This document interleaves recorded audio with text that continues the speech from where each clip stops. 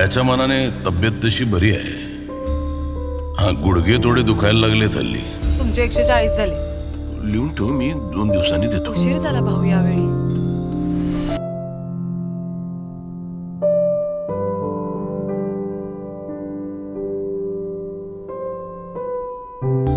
तुला माहितीये मी कोण आहे?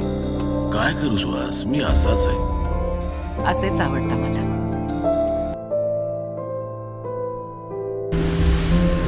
बाबा काय चाललंय? आपण कोर्टात बोलू अभय.